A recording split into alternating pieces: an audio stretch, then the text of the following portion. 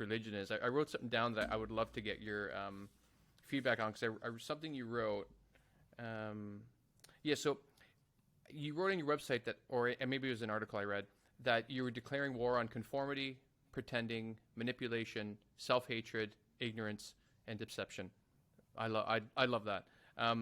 But I would also argue that there's a strong case to be made that believing in a personal God, like a religion, especially where hell's concerned, it promotes all the things that you're trying to fight against, especially hell, as a way to manipulate like children into early conformity. And like original sin to me, and the word sin is like the foundation for self-hatred. Like I'm still trying to get rid of Catholic guilt that was like poured on me en masse for most of my life.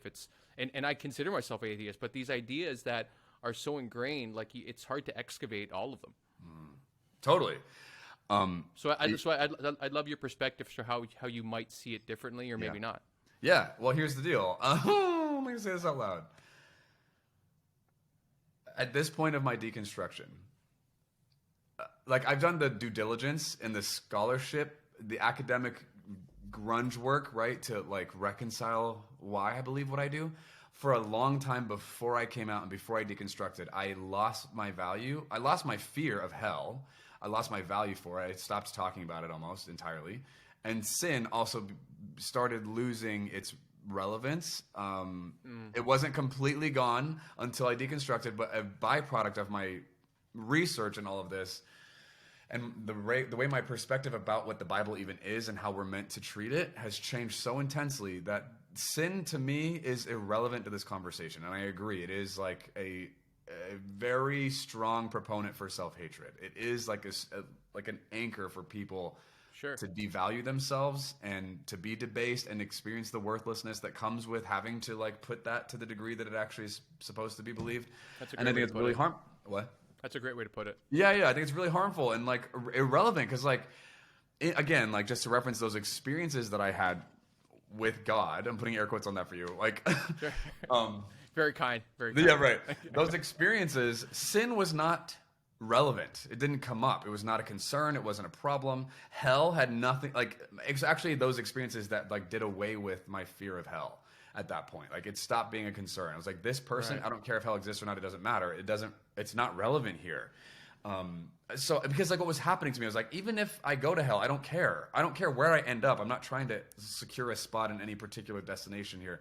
I'm in this for the person that I'm encountering, this being that I'm interfacing with. I want to be with this person. I don't care where I go. It was kind of like my heart posture, right?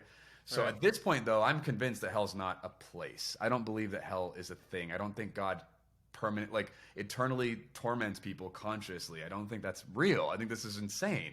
But that's a big part of Christianity. Some people won't consider you a Christian if you don't believe in hell, right? Oh, right. Which is crazy. But then also yada yada yada. Yeah, and then to push it, like, I understand sin is an intensely major focus in the Bible, and like it's a big part of why Jesus died. I'm putting air quotes on that. Right. I think sin is an outdated tool that was serving its purpose for when the authors of the Bible were doing their work and trying to like reconcile and make sense of the world and holiness and the cosmos and this condition of mankind as they saw it. Like, I understand, I think, why they said what they did and saw things the way they did. I just think that was an ancient way of understanding things. We know way better now. And now, based on what we know about the world, sin actually doesn't have a function anymore. It's not appropriate. We don't need this mechanism, along with a lot of other things that the Bible, brings up a lot. I think some of those things have been done away with because of their writing from their perspective to a world that also shared their perspective, right? We know so much different about so many things now than these biblical authors knew. And I think the people who wrote this stuff, if they were learned today, they'd look at what they wrote and realize, wow, they have done some crazy stuff with what we wrote back then. Don't these people know how to think? Like, that's obviously, we didn't know these things. We should, like, I think that's absolutely how these authors would respond to what they wrote. But Christians are locking these guys in as like being all-knowing and divinely inspired, therefore authoritative in everything they said. And if you're going to be a Christian, you have to believe everything these guys said, no questions, which means you can't think critically through any of this. You can't ask questions. You can't challenge these things. You can't reimagine or rethink what they might have meant contextually. You can't do any of that work. And I'm like, This is asinine.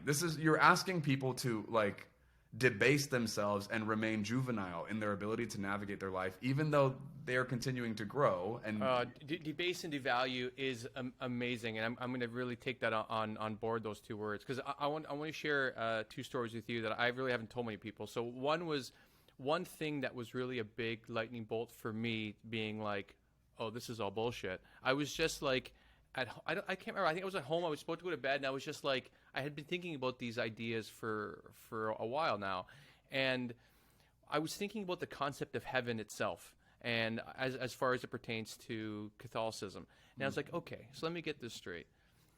I'm good all my life. I do good things, but I go to heaven, but a lot of people in there are people that will have confessed on their deathbeds, confessed throughout their whole life. And all I could think of, and I was maybe mid-20s, I'm like, so I'm going to have to go to heaven and hang out with all the assholes I don't want to hang out with here? I go, this does not seem like it makes sense. Totally. At all. And so like it was things like that led me to read The God Delusion. I can't remember where I found it, by Dawkins. And the way I explain it to people is that, like, so if religiosity is like this, and Christianity's over here and atheism's over here, while reading The God Delusion, and he's like the atheist of atheists, like I have to see, like, okay, he has this idea, am I here or am I here or am I here on all of these issues? And I really couldn't argue with a lot of them. Like, I would read a chapter, I'd read it again, I'd think about it, and I'd be like, shit, I think I'm kind of over here. And then I couldn't even bring myself to read the final chapter about like how raising kids in religion is child abuse, because I'm like, oh, that's gonna make me way too angry. Like, I think we're done, and I still have not read that chapter, and I don't think I will. But to share a more personal story is that, like, even growing up and the idea of gay, it was always used as a pejorative. Like, I grew up Italian Canadian, and in those more like, I'll get into air quotes, like the more like manly, machista sort of, misogynist sort of communities, which the friends I had weren't, but they still were enough, And so like the idea of gay was always a pejorative. Like the idea, oh, you're gay, oh, that's gay, or like it was just in the air. You know what I mean? Like there were racist jokes being thrown around. Like it was a time that like it didn't feel good, but you're like, oh, that's funny, and you don't even know what you're saying. And so it was even into like my 20s, because growing up I didn't consider myself like a guy's guy, manly man. Like, I like playing sports, but I also love boy bands, and I loved like I wanted to take singing lessons. I wanted to go maybe be an actor. Like all of these things was like, I don't want to do all this other shit. Like that none of that seems fun to me. Like, I don't care about cars. I don't care about like all of these things. And so there was part of me that was like, am I gay? Maybe like it would come into my head just because it was seen as such a bad thing, and I was never attracted to guys. Like, the idea of the action never crossed my mind at all. But just because I saw myself as different than this idea of what masculinity and manhood should be, and how bad it was in Christianity, I was like every so often be like, shit, I hope not. Like, you know what I mean? Like, it would just kind of be one of those thoughts that are distressing when it passes your mind. But as soon as I realized I was atheist, and I reevaluated my whole life and my whole lens in which I viewed life, and all of a sudden, like, being gay was just fine because it's normal and it's how people are. I was like, oh, I'm not gay. That's ridiculous. Do you know what I mean? Like, it really was like a switch. Yeah. But like every now and then, those thoughts cross my mind, and so that's why when I remember thinking like, oh, if I am, this is what it might mean to my life and community. So watching your video, like, that's why I'm like, shit, like, this guy had to deal with all of that for so many years, and that's why like all your stories were so heartbreaking to me. And thanks. So like it makes me super happy that like that you found yourself and you kind of reconcile, like now you're whole, I would say, yeah. And that you're doing such great work. But with that